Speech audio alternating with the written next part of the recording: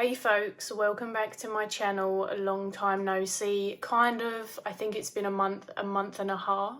The short version is that I have had some developments with some pain conditions and health. I'm currently undergoing tests and investigations. I'm awaiting results, but that's been going on in the background and it has affected my hands and arms, which is unfortunate because the lower half of my body was already greatly impacted. So subsequently that has made anything from shuffling cards to opening jars, cutting my dinner, writing, typing, editing, it's just made it all incredibly painful. To desperately cling on to my work, which is predominantly my client work as both a therapist and a tarot reader, and then my Patreon, I had to step back from YouTube, not by choice, by sheer force. I do have some stuff to share from the recent months, so we're going to do a catch up for both May and June. We're going to mesh them together. I think it will make it more interesting because there has been a lot of time where I haven't been doing much due to pain and I've just been grieving and processing and all of the things. I don't want to take too much time up going into that. I'm under no illusions that people aren't already moving through so much with collective grief and just so much is going on globally, and I really understand that. And then many of us have our individual challenges going on as well. So it's been hard, thanks to some help from a friend as well. My Patreon has successfully continued ticking over, not lacking in quality, I hope, because that was my main concern really. And then, if you don't know already, for those who basically fed back to me that even though they know that you get most for your money on Patreon, basically, but a few people had said, was there any way I could share anything and make a membership here on YouTube? I did. I only kind of mentioned it once, and it's kind of been ticking along very quietly for a small group of people, but there is what I call a Patreon taster membership here on YouTube, and that has still been ticking over in the background as well. And that's really just for people who don't feel comfortable using another platform and they simply want to support me on YouTube. We are going to jump into decks in a minute. I'm going to include decks that came in those couple of months, decks that I have been using most or enjoying most in those couple of months. And I'm also going to include a couple of reviews because Llewellyn sent me just the most lovely selection of review material, and I have been using a couple of those a lot. Talk a bit about my practice, move on to a couple of other bits and pieces I've been doing or enjoying, and yeah, we'll see how long or short this is. Decks that came in that I haven't used too much yet, and there are various reasons for that. If you follow not only my YouTube but also my Instagram, then you'll know that the lovely creator Stephanie of 3 Tarot, who created the Oak, Ash and Thorn, Smoke, Ash and Embers, Thistledown Oracle, and also the Heartwood Tarot that's not here, alongside artist Adam. She's kind of done like a remixing of the first 3 decks and given them kind of like a uniform feel and a refresh so they all match each other. They come in these fantastic new boxes. I showed off and talked about the prototypes of those quite a bit, which is why I haven't actually used these versions too much yet, because they only recently came in and a lot of people are sharing these at the moment, so I would rather share more about it when I'm actually working with them so that I have something different to say. I did want to show you the boxes and also say thank you to Stephanie because I was not expecting this. The prototypes were already felt really generous. They come in this new boxing, all eco-friendly as per usual. They're really interesting boxes. The 2 tarot, as you can see, are different. This is a tuck box.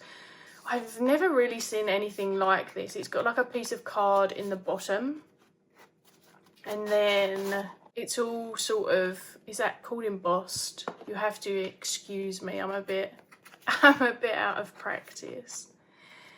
And then here's the stunning new decks. So they've got the matching fonts, the matching style backs and reversible, and otherwise the amazing usual quality that we have come to know and love with Three Trees Tarot decks.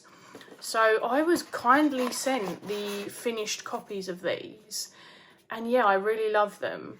I'm especially partial to a tuck box, and if people haven't seen this, look at this little gold star. The really fun thing for me about this is that they now have the borders on the Thistledown Oracle. So it gives it a little bit of a different flavour. I have the original, which is borderless, which doesn't match the decks. I actually don't mind that, but I also end up using the Thistledown a lot with my Heartwood tarot, which is also borderless. So now I have a bordered one that like matches these copies. Also, having two copies, not gonna lie, means that I feel just a tiny bit less precious about taking them out the house, which is really nice. So these are like my now can take them out the house. Not that I'm traveling anywhere much fun. Don't often take decks to the hospital unless I'm going to be there for a while, but it does mean like I can take them around my families if I'm ever going to throw some cards down for myself or someone else. And yeah, just the quality of how these are finished, as per usual, absolutely stunning, and just was really grateful to get them. One of the newbies that I purchased myself, or rather my partner bought this for me when we were out, is the Celestial Oracle. I was really excited about this. For those who don't know, this is part of the Broccoli Mag collection. I have all of their collection barring the Crystal Oracle, and was particularly excited about this one. I really love what the artist has done. There's a little bit of a, I don't know if there's a stylistic change for this particular deck or simply a development on their, like the way that they're doing their collage, but you can see in this we've got this kind of like silhouette shadow in the background of one of the pieces. Now this is something that they've done a couple of times in this deck, and there's just something in particular, here we go, here's another example, that really stood out to me. I really like the style of that, also this with a split. In terms of these decks, I like the art style. I find them quite versatile in how I can use the keywords differently. I've kind of discussed this ad nauseum at this stage. The copy that I got, it had quite a lot of issues with, I think it's the lamination on the cardstock, and then also some other scuffs and stuff. Usually their production quality is absolutely just amazing. Some of them you can't tell, so on this one it looks like there's stars running all the way down here.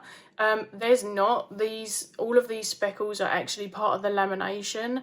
It's beautifully sort of in keeping with this card in particular, in the dark matter, but also with the copies there's some kind of pushback through the embossing on the back, like it's kind of indented on the front. It's not going to stop me from using it, and depending on how bad or good these things are, usually I don't bother saying anything, but actually I contacted them because I thought that they might want to know that it was something that they could feed back to their printing company. And I'm not sure, as I say, if it's showing very well on here, but I wasn't actually asking for a replacement, so it was very kind of them and I'm very appreciative. But that said, yeah, I just haven't had time to dive into it yet because when we grabbed it, my hands were in a particularly bad place. I'm very excited to dive into it, and now that I have 4, I feel like it would be fun to sort of seasonally assign them. Again, not as a hard and fast rule, but I really like the Mushroom Oracle in particular for fall. And then I was using the it sort of flips and changes between the seashell and the flower as to whether I like one for summer and one for spring or vice versa. So I was thinking about having the celestial as the winter one, but I can see kind of shifting that and the seashell one also. I need to spend more time sort of looking at the artwork, and that's something I would like to do, is look at all four together and sort of look at their tones and not just sort of the themes and go from there. But I do love mixing these with so many decks. They're so versatile and I am so excited for them, and it has the same treatment everywhere else as all of the others, which is really nice, because if you've got a couple of them, they all just slot away in their boxes nice and easy, and you know exactly what you're getting with them. And for the last new deck, which was another one that I actively purchased, I saw it secondhand on Vinted. They were selling this, I'm going to say like secondhand. Let's see if I can grab the box quickly. It's just up here. It still had some of the plastic around the box. It wasn't even taken out of this. I don't know why I haven't pulled this off yet. I probably should. It came with the book, it came with the bag. It was, they sold it to me for a really fair, accessible price, which meant that I could grab it, which was so exciting. And I have always wanted a true Marseille, and this is my first true Marseille, and I absolutely love it. I just really loved the extra additions that the creator Charlie has included in the artwork to sort of just hint at meaning still, while staying just so true to the Marseille layout, which is exactly what I wanted. And of course, having such a gloriously queer deck is just another big bonus. So yeah, really happy to get a hold of this. And also, as my hands get worse and worse, having anything with this cardstock, which is that very flexible, like feels like playing cards, nice core type cardstock that has happens to have a linen finish as well, which is just delicious. Love this. I have read with it a couple of times, and I have the guidebook to sort of just see how the Marseille flavour kind of changes from how I traditionally read. The way I read is not traditional, the way that I normally read. And then I actually was kindly gifted a book a while ago now that's also a Marseille book. I forget its name. My plan is to kind of have a little look at that as well. I think that it's predominantly its focus anyway. As people know, I already work with the elements and numerology quite deeply. So if I was feeling it, I can just read it that way and also interpret the layers.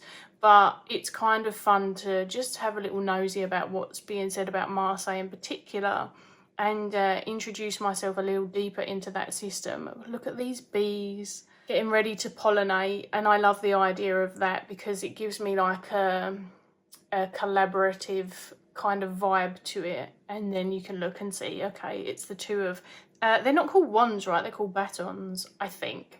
Anyway, I feel like I'm going to have a great time with this deck, and it's a fun way for me to be able to enjoy a colourful deck, because what I've realised is actually I do have a lot more colourful decks than I thought I did. The often common denominator between them is they have this kind of framing or spacious background, and it's either my usual kind of beige vintage tones, so like Compendium of Constellations, Antique Anatomy Ephemera, and then the ones that have the sort of black framing bordering background, so things like the Bonfire Tarot as example. It tends to be how I do colourful decks. I love that Frida Kahlo's there.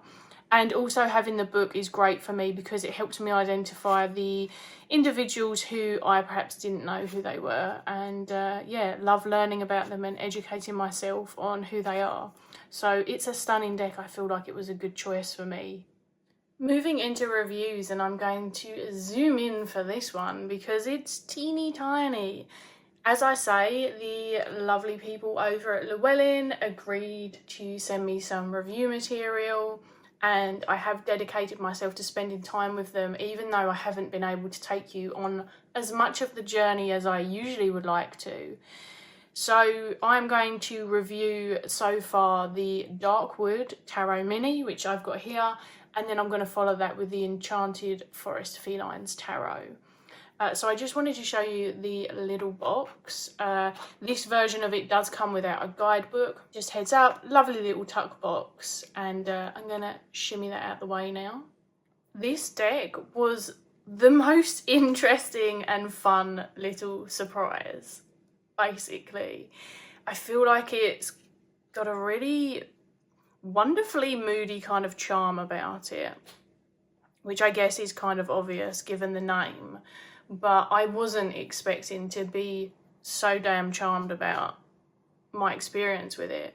And it is a really enjoyable kind of everyday reader. It's especially been great for when I do readings for others, or when I want something really straightforward and to the point. Of course, I'm gonna just caveat all of this by saying that's my experience, relationship with it, interaction with the artwork, how I naturally come at it. All of this is just still me reading and engaging with the art and the spirit of the deck, and that does differ for me from deck to deck. Otherwise, I would just use one. So I have to say, it's not really been a deck that I reach for when I want to deep dive into symbolism or really layered interpretations. It's not to say that it can't be used that way. It's just not where it's shone for me personally. Like, that's just not how it's gone. But interestingly, artwork, it's become one of my bag tarots. So as I say, I don't travel too much. I do have a staple, and that is my Tarot of the Pagan Cats. That's usually what gets thrown into my bag. And the interesting thing is, I'm not really usually a fan of mini-sized decks, especially not when they're this mini. It is quite small, but I really don't feel like I'm missing out too much either. I don't feel like I'm missing out not having the guidebook. I still would prefer the standard size for like visual enjoyment. I'm fortunate I've got pretty good eyesight, so I think the accessibility of that will depend on your eyesight. And visually, this deck has like a really beautiful subdued palette. I feel like to get into the details and the cracks and the crevices of it, it does probably shine even more in the standard sizing. But I haven't had any issues where like I can't see anything or I can't make anything out. Like here we've got the fox and the cat with the foal. By the way, love that the fox is included. That's a big yes from me. It feels like walking through a realm that is suspended between like dusk and dawn. So you've got the moody, the mystical layers. It also has kind of a forest fae aesthetic with animal companions, and then this kind of ethereal touch in places as well. The artwork just feels really atmospheric to me. And I also feel like it has a really strong sense of place. Like it does live up to its name really well. I will say some of the human, I mean, this one has a Maleficent thing going on, so I like her. But I will say like the human figures in particular don't really draw me in on like a particularly emotional level. But I love the overall art style and appreciate the clothing, the scenes, just the direction that the artist has taken this in. And there's a certain distance in some of the expressions and the body language, but that does make it sort of a quick draw for me. Like sometimes I don't want to read into all of what emotion could be being conveyed through the face, you know. Sometimes that is sort of a distraction for me. So there's kind of if I say a fashion aspect to it, it sounds like I'm trying to detract or take away something from it, and I'm not. It's just a different kind of flavour to some of my others. Interestingly, in this particular deck, I find myself preferring the minors overall. My usual reading layers don't always come into play here, but I do just feel like it has served a completely different purpose, and that's what's made me keep picking it up time and time again. And I'm genuinely really surprised and really glad to have this deck in my collection. Like, I liked the artwork, which is why I showed an interest in it, but there wasn't too many expectations, I'll be perfectly honest. And I see myself continuing to use it primarily for client or casual readings, or like I said, that nice quick draw. And what I've also found is it pairs well with both like simple and more complex oracles. So that means that it makes it more versatile and it fits into my rotation quite seamlessly. It's been a really solid, dependable reader, unassuming but versatile, easy to reach for, and that's exactly what I've been enjoying about it right now. And I do feel immersed in the world, just not distracted by the humans of it, if that makes sense. And I really like the otherworldly beings as well, alongside the animals. I'd love to see more of them, honestly. So yeah, loved this, really surprised by it, will definitely use it more. I'm looking forward to using it in the darker half of the year as well, and kind of getting into more pairings. The other deck that I want to review is the Enchanted Felines Tarot, and I wanted to show off the box because the box is really cute, really cool, and very different for Llewellyn, because usually we get the larger boxes of, now for the at least half a decade, had the magnetic flip on them, and you get the bigger guidebooks and stuff, and a lot of us like to save a bit of room and have these. I am not that particular, but I love that they've done something different with this. And then they've got the little cutout at the front, which is reinforced really well, and it says expand your 𝗕𝗄𝗰. Very, very, very cute. So let's get this out. It does still come with a guidebook, and it is still thick and has a lot, well, a fair amount to dive into for those who are going to use this. What I will say is that I am not really a massive candidate for a lot of the companion guidebooks. Not all, but it really depends on not only the theming of deck, but the type of deck. And a lot of the companion guidebooks for tarot in particular, they will have at least a beginner-friendly kind of way about them, obviously, because it could be someone's first and only tarot deck. So I very much understand that in terms of like the mass market world in particular. Pop that over there for a second and take you through the cards and just talk to you a little bit about this absolute beauty. I love that the Bengal is in there somewhere. If you don't know, I have a little Bengal cat that we rescued about over 10 years ago now. It may even be 11. So back to the deck. This is quite a whimsical, playful deck. It has like a folksy flair to it. It's pretty charming. I think that seems to be agreed upon by a lot of people who have spoken to me about it. I really enjoy the colour palette and the way it creates a bridge between endearing quirks that everyday felines have in their behaviour, but then like the magical woodland realm that these cats appear to be inhabiting, which is kind of in the name, really retaining the lovely enchanted tone throughout. The production quality, as I say, I don't usually talk about it too much, but I love getting something different from Llewellyn, and it's a matte cardstock and it's super flexible. I don't know how it's going to fare up, and it does hold a bend a little bit. All things I don't really think about too much. For me, it's more durability than anything, which is the only thing I can't really speak to. Once I've had something for like 6 months to a year, as long as I've been using it a fair amount, then I can kind of speak to that a little more. But it's nice in hands. It's a thinner cardstock, so it's hand friendly for me. It gives like a nice overall vibe, and it being standard packaging, it gives it a more of a classic feel, I suppose, if that makes sense. Of the two of them, it is the one that I reached for a little less. Not because it's lacking, it absolutely holds its own, really well, but simply because it faces some really stiff competition in my personal collection, because I do have a nice collection of cat decks. Of my cat decks, I was actually really pleasantly surprised that when I got the Mystical Cats Tarot out, which is one of the cat tarots that's like my forever decks, it paired really well with this, which I know sounds like a strange thing to have done. I really like experimenting with stuff like that, and I used 2 cards from each in reading. So I played like a kind of as above, so below structure out. I personally love it at times when a tarot card has the chance to appear twice, whether that is mirrored in the same position or it's in a different one entirely. It really opens up a new layer of insight and is kind of a fun way to work with several tarot at once.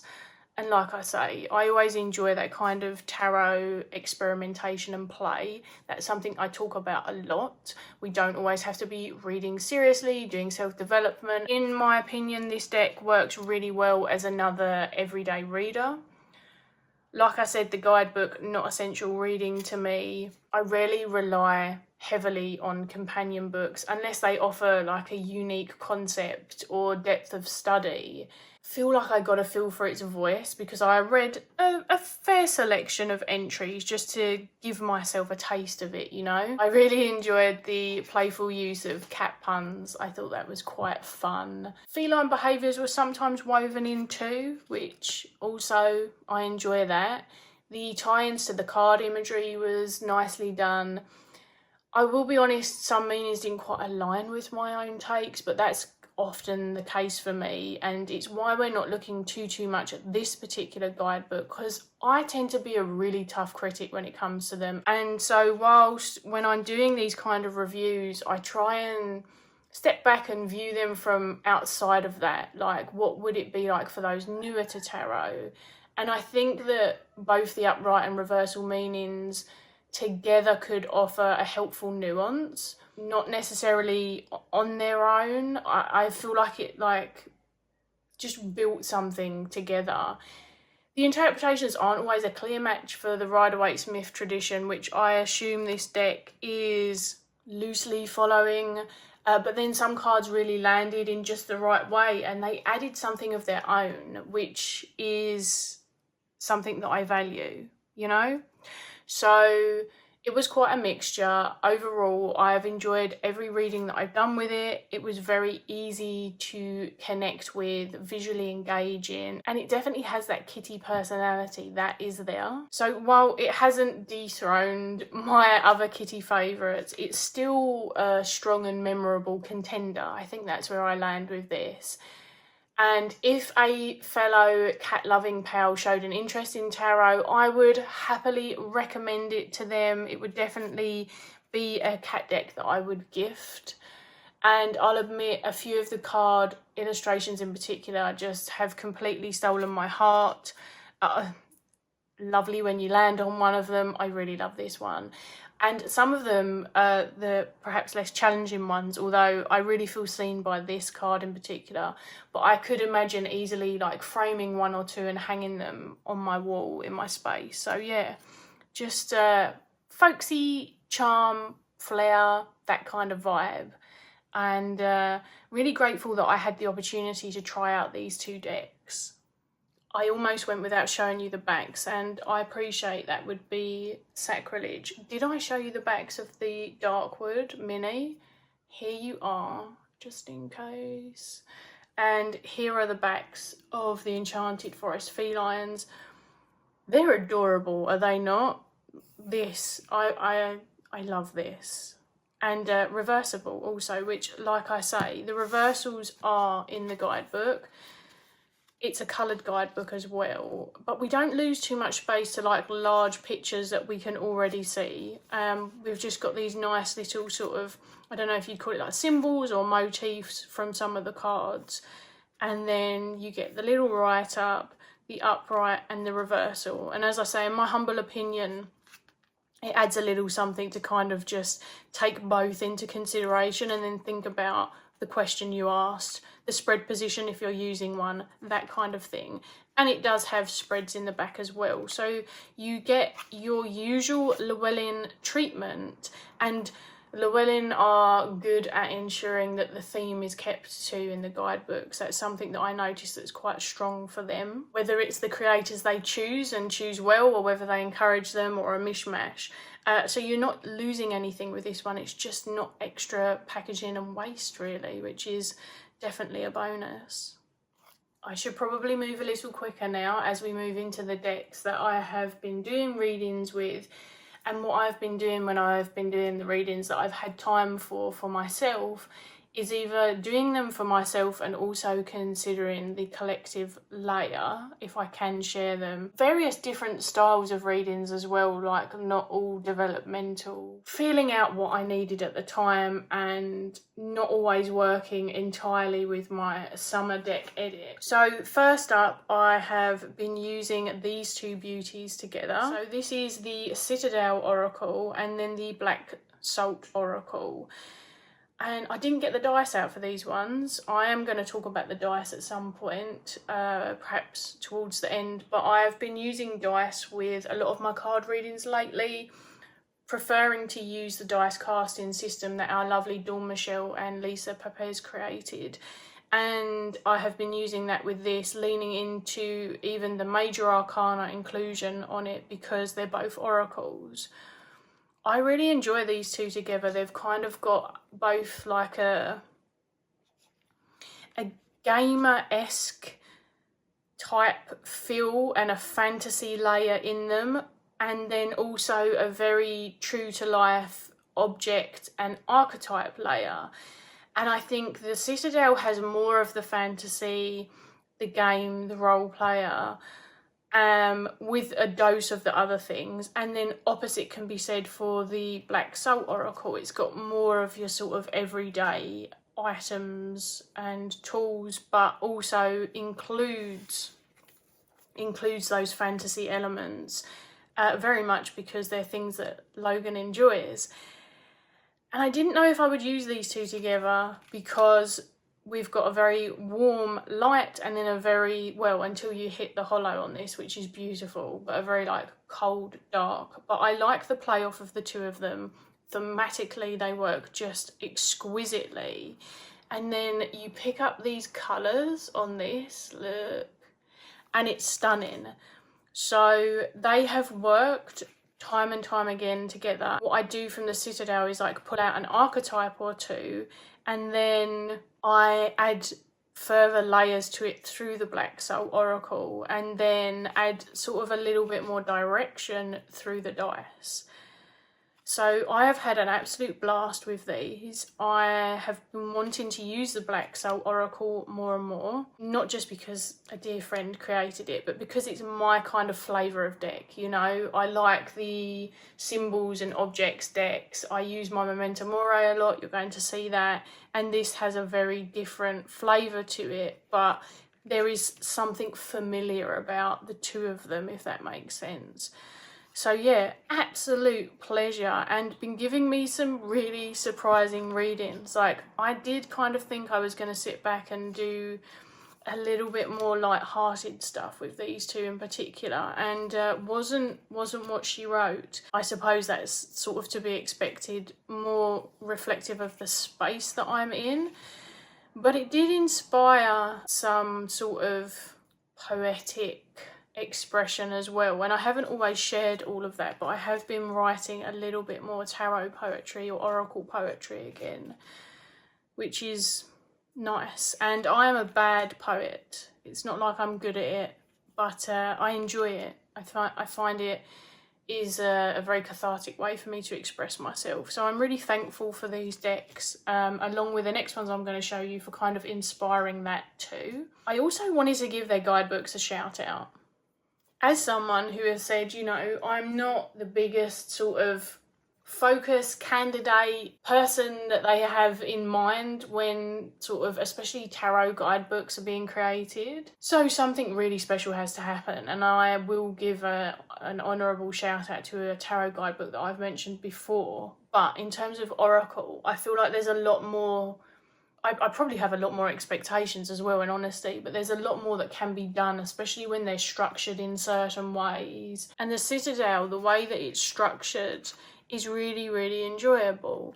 Now, it's quite common for me to take into consideration the reversal when someone splits them, and then consider all those things I said before. So that is kind of what I do here as well. But I like that this isn't exhaustive. It keeps to its theme really, really, really well. And if I want to use it, because I don't always, but sometimes I do because it's just interesting, I feel like I enjoy it, you know? It adds something of value, even if it's short and it's brief, or it inspires another thought. And I'm very appreciative of that.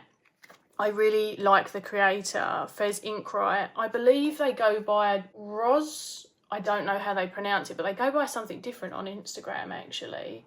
But I'm using 2 of their decks quite a lot at the moment. Big shout out to them. Their artwork and their creations just really, really enjoyable. And then I've always loved how Logan approaches guidebook offerings anyway. So it may seem super biased because Logan's my friend, but honestly, I think the mix of what's included in the Black Soul across the board, so the Oracle, which is this one, but also the Black Soul Tarot, the Black Soul Lenormand has, I think that one's not got the guidebook, it's got the pullout from memory. But the Tarot and Oracle in particular, with a couple of keywords, a deeper look, and then the creator lens, I feel like with this one, I more read out of sheer curiosity after I've done my reading usually, to see what Logan's thoughts and intentions were. So it doesn't sway my experience with the deck because I wanted to carve that solely for myself, like I did with the Memento Mori Oracle, unless there's something I stumble upon that I'm just really not familiar with, which happens just once in a blue moon. But I love reading what Logan has to say about the cards, their process of creating them. It's enjoyable. Like, to me, it's worth reading even if I'm not going to use it alongside. And so I just wanted to shout those out, along with, spoiler, one of the 3 decks that I'm going to show next is the Children of Ostara Tarot. When I am including guidebooks in my practice, as I say, there are very particular reasons for doing that. And they're always for personal practice. They're not for when I'm reading for clients ever. But this one I've even included when I've read for my sister, because the poetry in it just absolutely, oh, it makes me want to cry sometimes. It's stunning. Every damn card has a poem. This to me is up there with guidebooks because the theming is plants and the plant information is included. It's well researched. It's not overwhelming amounts. It's not exhaustive. It's just what you need. The keywords are in there. The reasoning's in there. We are led to understand the artwork very concisely but poignantly. And then you have this just story-esque poetry that weaves everything together. And quite honestly, I think this might be one of my new favourite ever tarot decks, which I'm really surprised because, you know, plants aren't something that I am well versed in, let's face it. So yeah, I thought we would do a little guidebook shout out. We are going to look at one more later, but only briefly. But these 3 companion guidebooks, solid. Next up, 2 of my favourite readings have been from this selection. I think I'd already mentioned in the video that I was planning on using the Children of Ostara and the Seed and Sickle Oracle together because they are both plant-based. There's also a really heavy lean on the Fae in this deck in the Major Arcana. And so I got my Faeries Oracle out. And what I've been doing is pulling sort of 2 or 3 tarot, usually 1 Seed and Sickle and 1 from the Fairies, because the Fairies are such a big individual energy for me that it tends to just be the 1 from them. I have actually been using dice with them as well, and what dice I pair, I don't know, it kind of depends on the cards that I get at the time, because there's a lot of colours to be enjoyed in these. Again, this is one of the ones that has been inspiring a bit of a return to some practices, very, very gently might I add, because I've had a lot going on, but also just really helping me to get into some poetic expression, which whilst typing is painful, I have to do something to pass the time sometimes, and it's the most accessible of all the things. Look at this. Look at these three together. I am not going to be able to pronounce that, but this one is the Alchemist. Then we've got the Five of Wands. Look at all of these, like, they look like demonic hands reaching up with, like, I don't know, it's giving like a sensual, lusty, but also dark and dangerous vibe of like plucking at the fruits.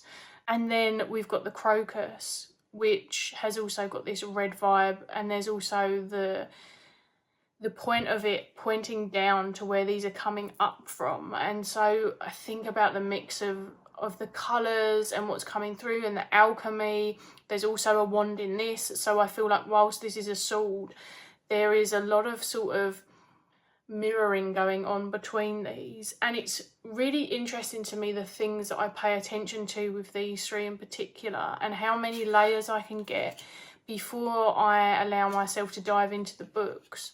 And because Seed and Sickle is new to me and I'm not really very plant informed, I do acquaint myself with the book for this one, and I read both books, because if you're not familiar, it comes with two, like a Dawn and a Dusk, or I don't know what they're called. One seems to be a little bit more, not quite as if it's fully a reversal, but it does have that interesting vibe about it. What I notice is reading the two of them generally helps me get a better idea of the plant and the card. And also, I tend to like one write-up better than the other, and it differs from book to book. Like I say, I treat myself to the poems in this, if nothing else. I have worked with the Faeries Oracle for a long time, so I don't actually need the guidebook. It depends, because again, I don't need the guidebook for this, especially not for the tarot layer, but I want it for the poetry. So sometimes I feel drawn to this one after I've like processed what I'm getting from the reading, what I know of the cards, my existing relationship, any intuition, and then I sort of have a dalliance, especially with the plants, because I'm learning. I love that these all pull the greens and the golds together, and then this is giving me like a very of the season vibe, because I have been seeing bees and caterpillars in and about the flowers in my garden. The spirit of this one, it feels very alive. It's definitely complementing the building of resources, the coming together of people and materials. At least the energy that I get from the visual of ragwort and the journey of the caterpillar really adds a layer that I am familiar with, especially with the sort of like animal gnosis that I do. And then, yeah, really, really fun together. But as I say, usually 2 or 3 of the tarot, and then added into this. And then one of the dice that I've used with them, I'll just pick a couple of them up really quickly, are these ones. But there's so much colour in these decks that I might throw together like a bunch of dice from different sets and make a more colourful one when I want to add them to this. Kind of been diving all in with the dice and the cards and making my practice a little bit more creative and playful at points, because I can already do the developmental and the therapeutic stuff. It already comes naturally, the archetypal layers. I haven't had as much time for ritual. If I'm doing devotional stuff, it hasn't been as card related mainly lately. And so, yeah, I'm just adding a little bit of a different flavour in there at the moment, and trying to just nourish a part of me that's feeling just depleted and sort of left behind. So, yeah, these 3 are particularly, like, they are standouts for me. I was thinking to myself, wow, this is long, but it is 2 months worth of a catch-up, so hopefully people will still watch. I don't know. I'm showing you the dice first this time. They are the dice that I like to use with a lot of my Black and the Moon decks, and also one of my earlier dice purchases and they have like a little bit of moss and then these flower heads in them. Mine weren't the most colourful selection, which is a shame. I ended up with like 4 that have the white flowers in. I don't even know if you can see them in there. And then like an orange and a couple of pink. You roll the dice, so to speak, of luck with these things. And I absolutely adore these ones. They feel very versatile. They go with a lot. And so I have been using these with this particular setup. And so one of the decks that Llewellyn sent me is the 𝗕𝗿𝗶𝗸𝗀 Oracle. The book is here. And what I wanted to say was, whilst I'm not reviewing this one yet, because this requires longer term practice, devotion, in my humble opinion, like for what I would like to do in terms of a review, and I would like to give it a solo video. But the book is freaking awesome. And it's got ritual / spell work included for every single card. It has a structural breakdown of the sections of the oracle as well. I can't remember if I'd said before, so I will just add it in there quickly, that predominantly my time working with deity, I have worked with the Norse pantheon. So this has been a long but gentle time coming. There is some background stuff with the Morrigan and me that I discussed on my Patreon recently and did like a first impressions of this, and then I'll do the review over here for everyone to enjoy.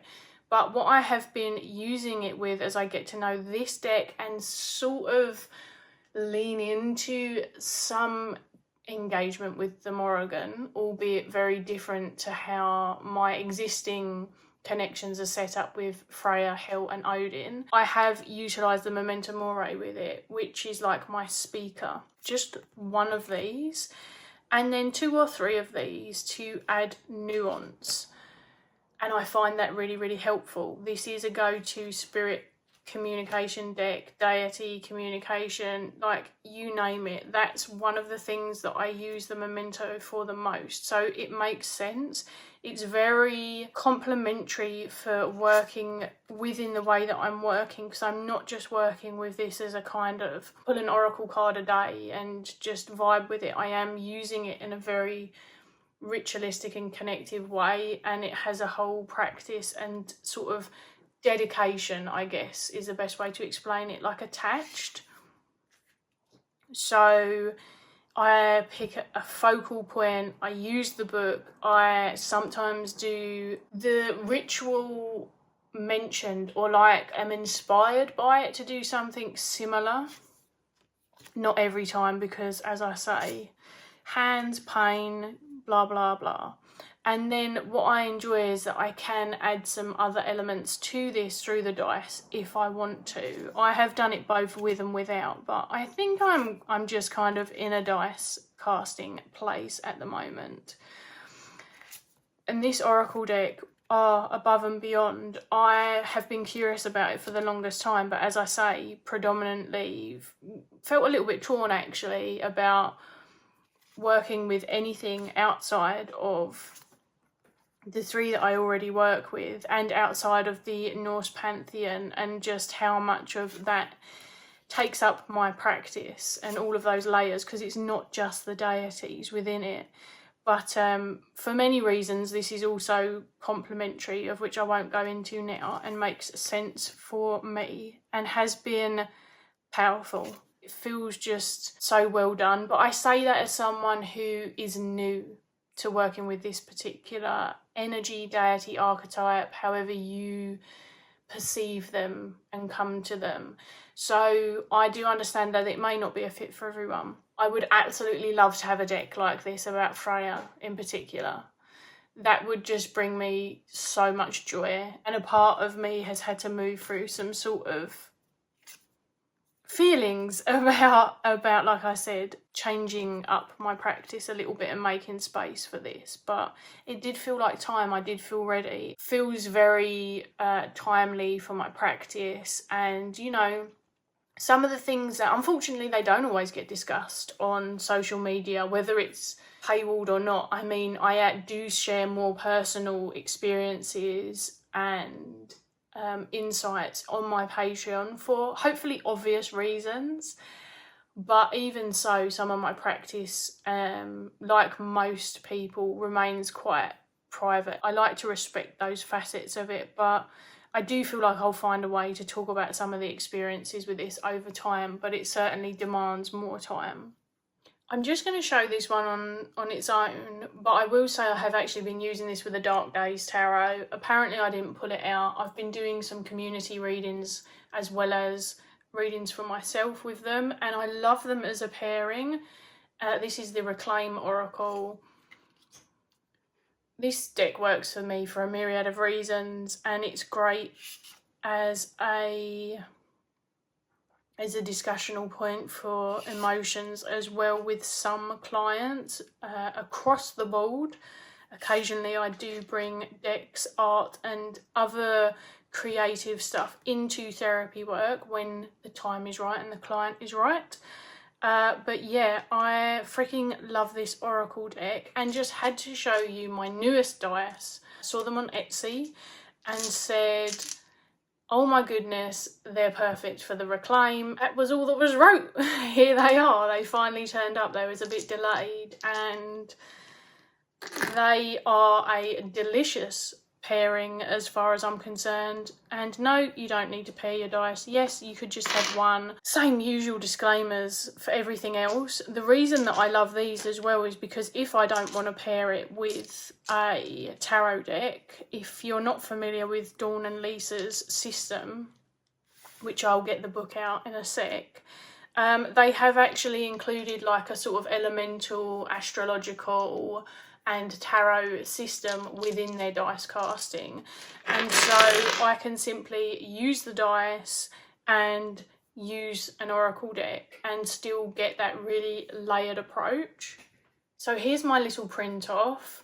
Big shout out to both of them, and this is free. It's free. I still can't get over the fact it's free. I have not memorized this. I have tried, like I know what's what now, like this is the 4 elements. I printed this off anyway, and then I can jump in, and this is really the bit that I reference at the back, which is the quick reference sheets. They have added various ways to read. I do what I want with it, so it depends what decks I've got out, what dice I choose. Basically, I tend to always go for 4 minimum. If I don't have any tarot in there, I will probably use up to all 7, to be honest. There's a bigger breakdown of them here, but it's just such a cool thing that they created that I really just wanted to shout it out, because as I say, I have printed it off and been using it a lot and been enjoying getting into dice. And one of the reasons that I love the dice in particular as well is because they don't hurt my hands. They are a nice tactile sensation, and it's been proving like a little bit like a fidget for me as well. And some of my other fidget toys I can't use at the moment either. And then from an artistic point, I enjoy that. And years ago when I was younger, I collected marbles, and I know they're not the same at all, but it's kind of scratching an itch. So it's just been lovely and fun, and that's that. And let's get on to the final few bits and let you go. So I've shown you the dice already. Many of you will know that I lost quite a few people actually at the beginning, well, just during the first half of the year. My uncle, they were really fond of, I feel like they've got a traditional name that I'm going to forget. In fact, is it on this? No, it's not, which is a shame. But they're I think they're nicknamed like the Little Lucky Cats. And I actually found a seller, I think they were called 𝗕𝗿𝗀 Lifestyle. And so I've had these on my altar, just as a little inclusion of him really. They're next to some of the little trinket boxes, or in the same space as the trinket boxes that I got from his house when we were clearing his house out. I've been wearing a lot of this. I'm a Leo sun and a Leo rising for my sins. And I have been wearing this gorgeous paper plane Leo roll-on that my partner got me. And I often draw a rune on my wrists, or a bind rune, although I'm still learning about bind runes in particular. I do work with runes. I don't talk about my rune practice as much. Yeah, I use this to write them on my wrists and then obviously enjoy the smell. And I have about 3 key smells, and I just change them up depending on like what's going on for me, why I'm using them, that kind of thing. And my partner also picked me up this because my body has been allowing me to use bath salts for the time being. And this is a beautiful blend, and I don't use it every bath. And one of the things I've been doing is rinsing off as I get out of the bath with a little bit of fresh cold water. I've just got very sensitive skin, because this is actually, salts are recommended for some of my skin stuff, but yeah, it's a whole thing. I think they're probably gentler on the skin when they don't have essential oils infused in them, so there is that. These do. They also have rose petals in them, which is lovely. It's just giving me like a ritual vibe. I link roses to Freya in particular and some of the work that we do together, and I have finally found a plant that, touch wood, I haven't killed off yet. I'm not great with plants. Turns out so far my mini rose is thriving. We found one for £2.45, which is nothing. I hate for it to be the experiment, but it is, and it's actually going really well. If I can insert a picture, I will. I've been reading up about it lots, and basically it says that as soon as the rose heads start to look like they're dying off, so as you can see, some of them didn't open in fairness, but the rest of them have been doing really well. When I first got it, it was doing well. I moved it into what I thought would be a better position. It turned out it wasn't. This was the experiment. They have since been opening up again. But as soon as they start to die and close, to just cut them, and then it will encourage new growth. So that's the kind of rule that I've been following based on what I read on various websites. And then what I do with the roses is I give these ones as offerings to Freya. And also, because a lot of the roses were on top of this, I have just occasionally been adding some into this for my bath as well. Because obviously I know they're safe, I've grown them, I know where they come from. So it's been lovely. I love using roses in my practice. And then this beautiful candle holder, which has got like what I feel like is like heated dripped glass. This actually sort of comes off of this, dripped into this piece of wood. This was from a small business at a little marketplace that my partner and I visited. He also picked me up this, which I have wanted for the longest time. I love Hellebore, they're great. I have their trump card game. I haven't had this for long at all, so I'll have to let you know about it, but I'm really excited to have this. And I put it off because I realised, you know, I'm quite disabled. I can't use this to like go and visit and explore all of these places, even though I live in the UK. And I've seen a lot of people utilise it for that, but I still want to learn about them. And of course, you can still do that with this book. That's what's so beautiful about it. And it has some folklore and some history. It's stunning to look at. I'm just really excited to own a copy of it. And then I can't review this yet because it turns out I haven't finished it in time, but Llewellyn sent me 2 books and this is the first one I dove into. Now, thanks to my hands going, although you can see I've marked out what page I'm on just to show you how far I've gotten. So I'm about halfway through, I believe. This is Witches Among Us. Thanks to what happened to my hands and arms, I haven't actually been able to read it like physically, so I had to go and buy the audio copy because, you know, I agreed to review it, so something had to be done. So I bought an audio copy of it. It's a really interesting book. I love Thorn Mooney, just really admire and respect a lot of the ways that she shows up. I did kind of have a feeling that this book wasn't really going to be for me, in the sense that this is really for if someone in your life, when I'd love to know what it means to be a witch, this is kind of like material that you could give them. So I really wanted to know about it from that standpoint. And I love knowing of these books and having something that I could recommend. I don't know that anyone is going to ask me that personally, but also I just wanted to have something of Thorns because I, like I said, really respect her. So as I move through this book, I realised that, you know, it's not going to be something that I necessarily reference or utilise again after, but I was really curious. The only thing I will say, and the reason I haven't finished it already, is because the audio in particular, it's not Thorn narrating it, and I don't want to give any shade or anything to the narrator. I'm really fussy about narrators and the way that it's read, the cadence of it, that kind of thing. It's just not, it's not the best fit for me. So it's taken me longer to ingest the book, because listening to narration that kind of doesn't fit what I am looking for or need makes the process so much slower. Sometimes I'm kind of having to pause and remember what I've heard to kind of think about it, if that makes sense. And I do take reviewing, you know, pretty seriously. So yeah, everything you wanted to know about witchcraft but were afraid to ask. Enjoying the idea that birthed the book and how it could be of use for certain people in certain relationships and situations.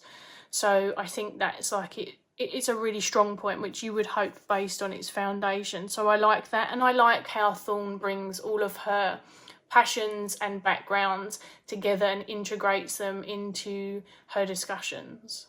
So there you have it. That's kind of a catch up. I've tried to include some of my practice in there. I have been sharing some very sort of just thought pieces with my coven on Patreon in particular and other stuff, but quite honestly getting to even remember what's been going on past the health stuff. My partner has some health stuff going on at the moment as well, and the world is worrying sometimes. It's also really uplifting seeing how people come together and challenge things and support each other. So it's a whole mix, but it's been quite the emotional roller coaster, and I am pretty sure I'm not alone in that.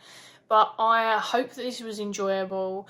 I'm kind of sorry it was long, but also I'm not, like I say, I don't know when I can come back and do another one at the moment. So try and be reasonable and kind to my body and do the things that I would encourage anyone else to do. And that's really hard, especially because I want to still have a presence here, and it's time to go and feed my kitty cat, so I'm going to love you and leave you. But thanks for hanging out. Let me know how you're doing. Feel free to be really honest about it as well in the comments. And thank you for being here, and keep looking after yourselves and each other.